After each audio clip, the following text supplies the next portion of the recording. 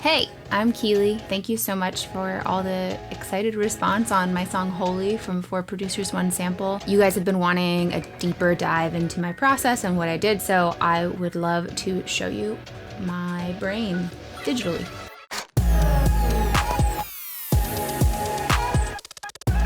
Okay, so I heard this sample, and as I was saying in the video, it was really hard because all the other ones that I've seen, they were like a cool piano sample or a vocal sample or something, and this was like a totally mixed song, released song even. The part of the sample I was interested in was this background vocal chord that was built, and as I said in the video, it was a major 7th chord. I'm a sucker for major 7ths.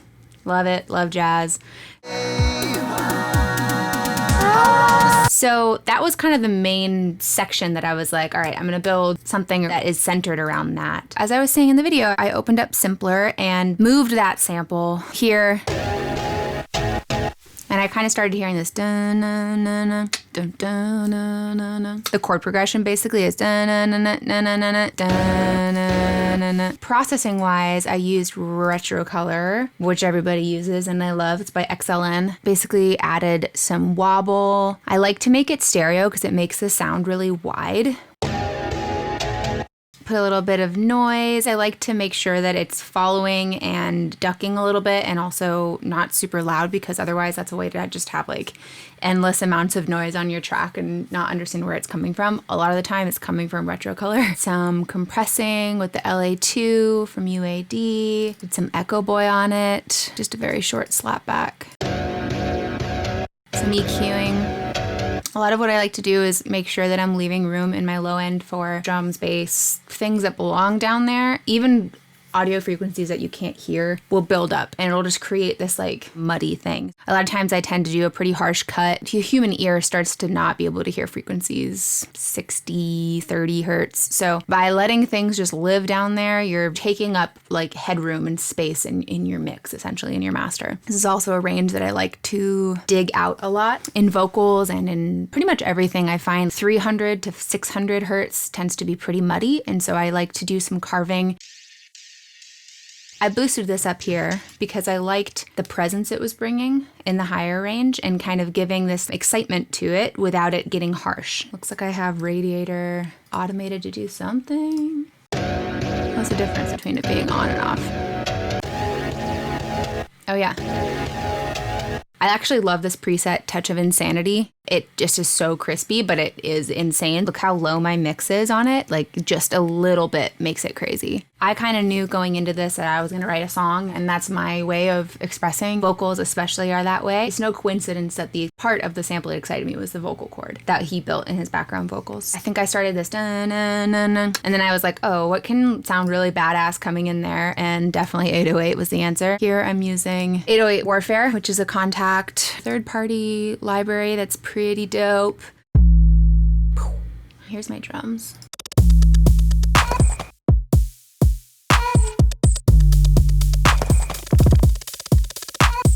What I like to do when I'm drum programming is to find a bunch of samples that I like. I either have, or I'll look on Splice, or I'll look on any other sample site that I use. Pull things into a drum rack and start to build this kit. So when I'm creating a song, I'm especially looking for very texturized percussion and drum samples. Even better if they're field samples that aren't drums and like turn them into drums. Horse Trot by Gravel. Horse Pass by Field Insects. Saddle.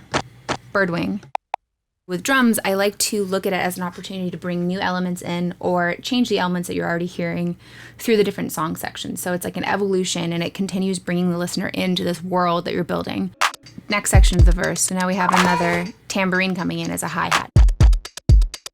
A lot of people were asking about the spaces. I really love to, especially when the lyric comes and a melody is there and the vocal is sort of like the focus point, I love to create little pauses where it's like almost complete silence. They keep the listener on their toes. Maybe it's annoying for some people, but I think it's really interesting, and I like to hit lyrics home that way. You'll notice in the verse, silence. Hold me like a weapon. You dig me just vocal. And that means a lot of turning things on and off. I'm just screaming from inside of my throat. One moment, one element at a time, you know? There ain't no holy super a fan of making chorus or like flanged cymbals a thing. And I used the UAD MXR Flanger.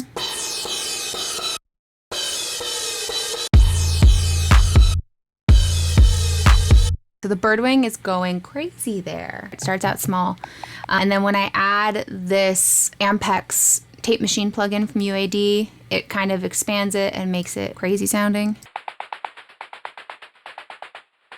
I guess I looked at the chorus as kind of two sections, right? There's this like tension, tension, tension, and the B section is sort of this release.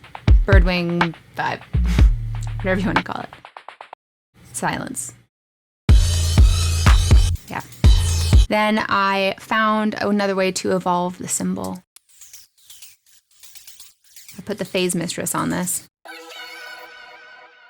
So you can hear like that has a really long tail of delay and reverb, but a lot of times I will automate it to be off on the next downbeat because I want clarity. I love when a delay or a reverb gives you EQ built in because a lot of times a verb is too muddy. So it's nice to initially just cut the lows or the highs if you're looking for a more dull sound. These are some fun risers and fallers from a sample pack on Splice called Pastel Pop. And it's by More Giraffes, which is another project that I'm part of. I mean, I made the pack. I think it's cool. But there's a lot of cool risers and fallers that are great. And so I side changed that to my kick, so it's ducking. The whole main thing is like a wah, dun, dun. I want everything to pump and feel like it's just everything is responding to that rhythm. And so what I do is just use a compressor in Ableton. I will choose my kick, and a lot of times, if I have my kick that I'm using as my side chain in a drum rack, I will create a dummy of it and mute it so you don't hear it, but then feed its signal to whatever I want to side chain. Bass, we kind of went through in the video, but it's a Moog. I did a lot of messing in real time with the pitch wheel and then also opening and closing the filter. In the bridge, I extended this version. Essentially, when I first made this, it was just like a minute long, and I was like, cool, I guess we'll just do that, and I didn't really ever plan to release it or anything. So as I wrote this, I think I finished this, like I wrote the second verse and bridge maybe 5 days before the episode aired, so I had written it and created this track and then revisited it. It kind of kills my soul to have things extend and take forever to finish, but also if I have the luxury of starting something and then taking a break, doing other things, and then coming back a couple months later to reapproach, a lot of times that clarity is really helpful for me, and I'll start to make better choices in the production. For this, it was the bridge. I wanted in the second half have like a dum dum dum dum dum dum dum dum. So I created this sound and I put an arpeggiator in front of it.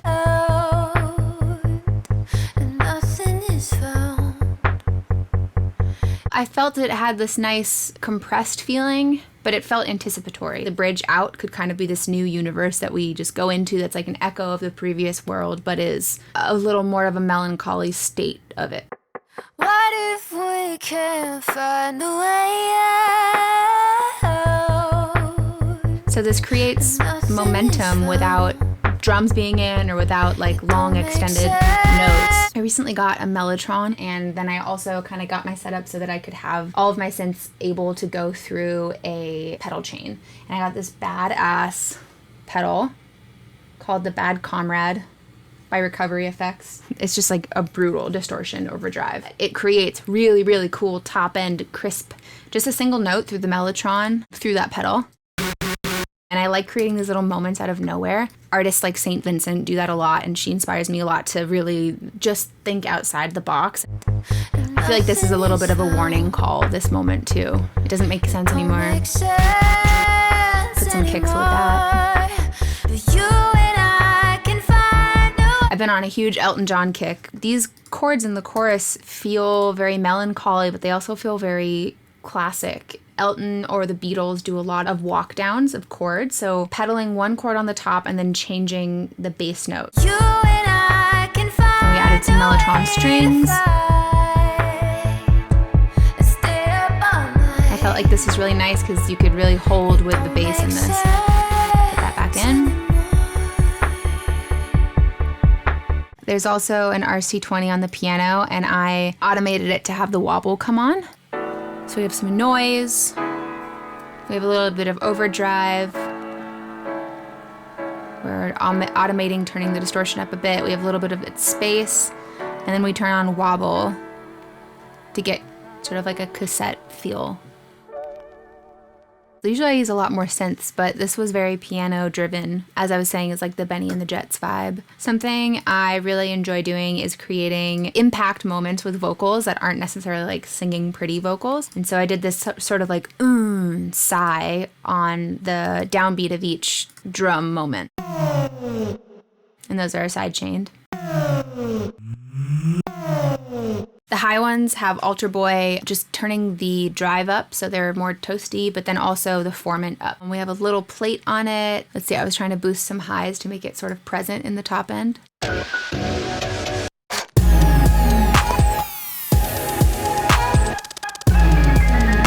then I did a little reverse. All right, vocals.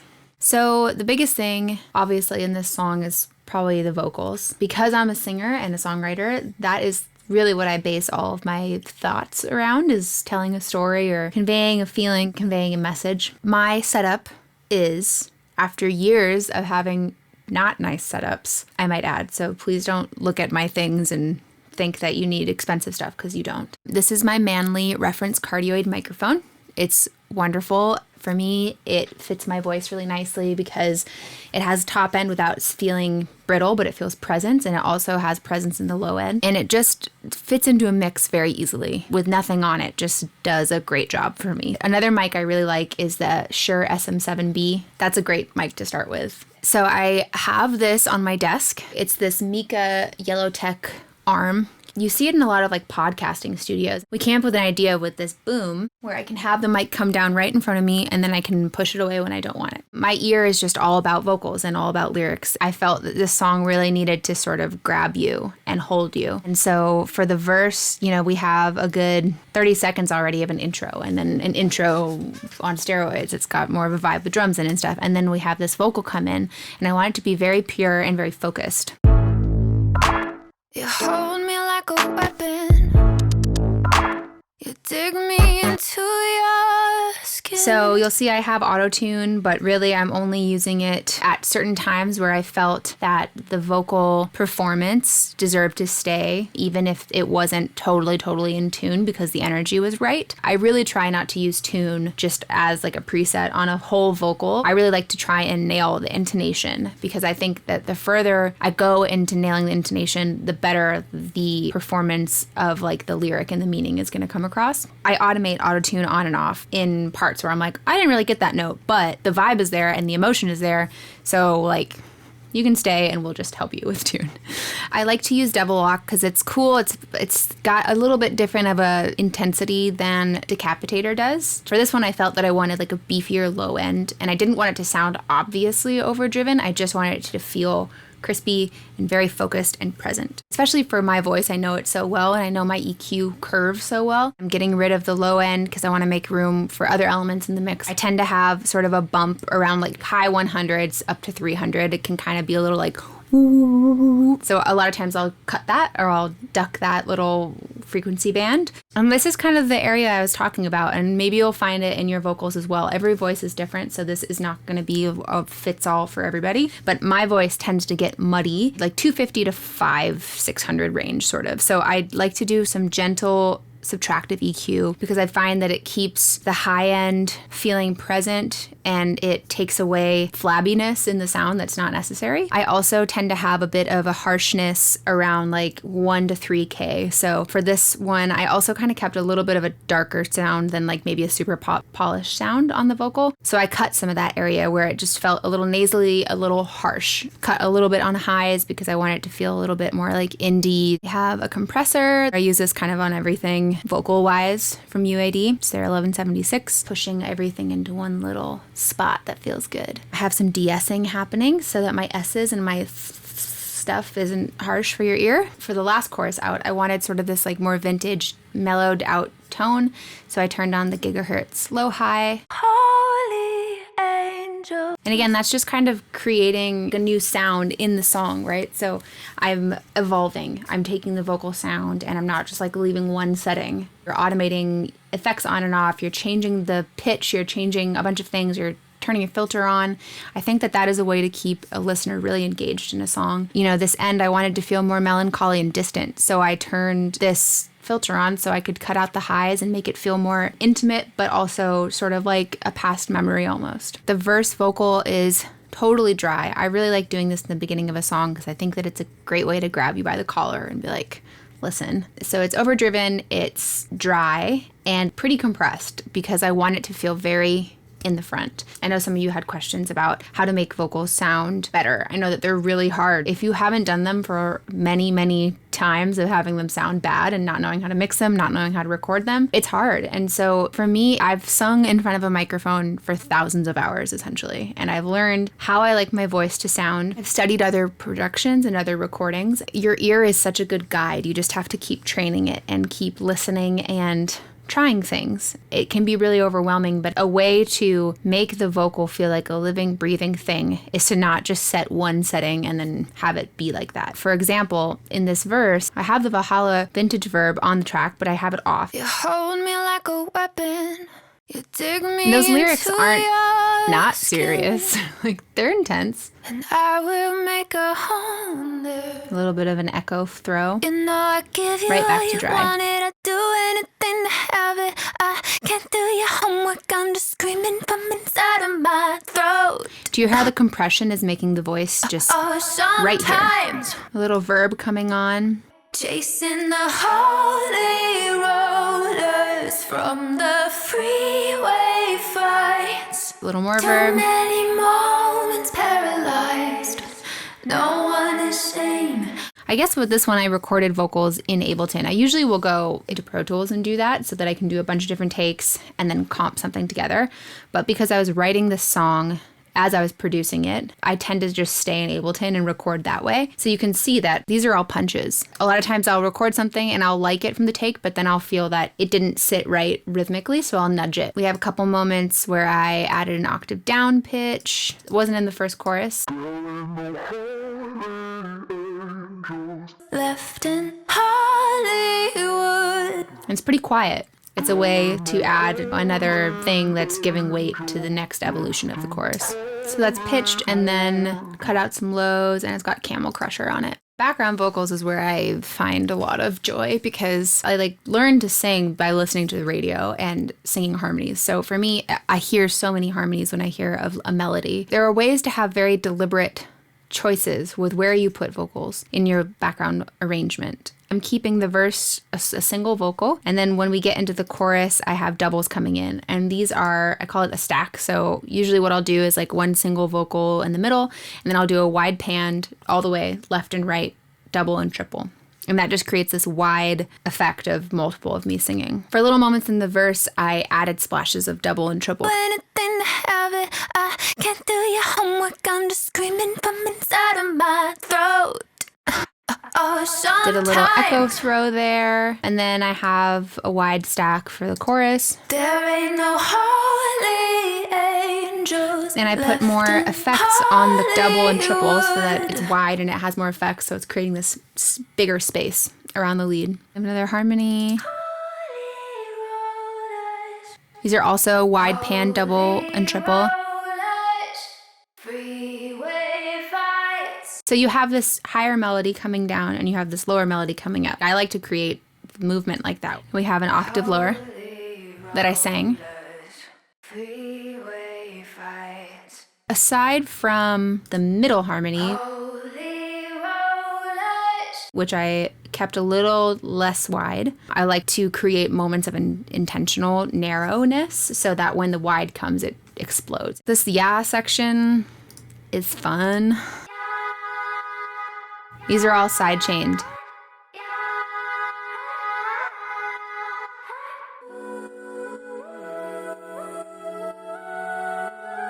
These are all different layers that are moving at different times. In the next verse, I chose to have a lead stack pretty much through the whole time. Never learned the lesson, but watch it surprise us still. I can't love me for you, felt the mercy breaking out of my chest. Pretty noticeable echo, Breaking out of my chest. octave higher.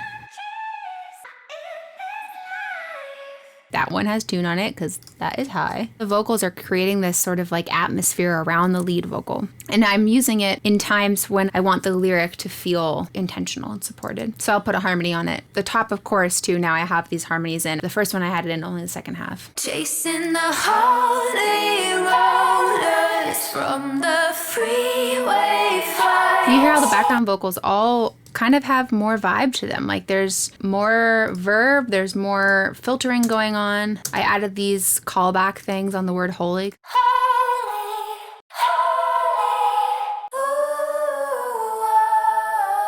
Just a little melody I heard, wanted to throw in. So into the bridge, I threw the vocals into a lot of verb, setting up for the next section, right? I'll keep you safe tonight. What if we can And then we're back to totally dry with a little bit of alter boy formant shifting and pitch. Nothing is found. There's a little bit of verb pushes happening.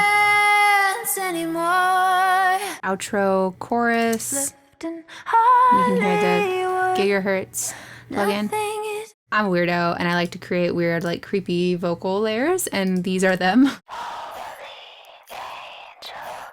The low high, rolling off highs. Camel Crusher is just like on annihilate, so that's what it's doing. We have a gate, so it's cutting off the signal where it would just be extra noise because the Camel Crusher is so intense. Again, creating more silence everywhere that I can. Having every part of a production just take up the space it needs to instead of a bunch of space because you haven't gone through and taken the time to automate things on and off. It's extra work, but it really does a lot for production, in my opinion. So I created these,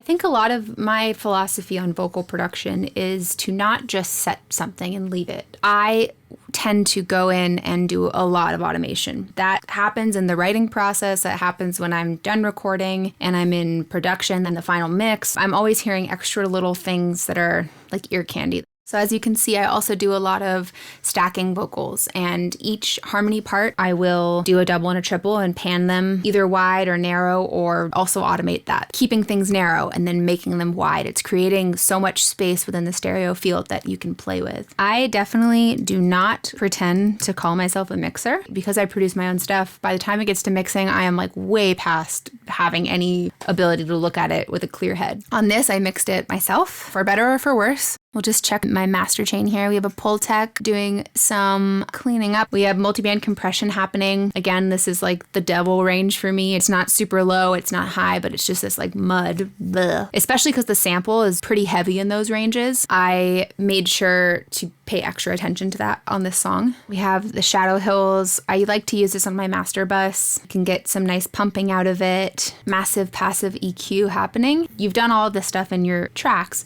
and now you're listening to the mix as a whole. The Manley and the Pultec are good ways to have kind of like broad stroke moves that aren't super surgical or intense, but they're gonna help overall. And then I use the Pro L2 to get it loud. I am not a mastering or mixing engineer, but we can all mix and master our own things to whatever degree we want to, and then we can bring in people who are really good at that when we want, which is what I do. So that's it. I hope that that was helpful for you. Thanks for asking for this video. Thanks for listening to Holy. You can listen to it on all streaming services, and the full episode of 4 Producers 1 Sample is here. I have new music coming out soon. I'm just in the final production stages for, and I would love to keep showing you my process. Thanks. Okay, bye. Never learn the lesson.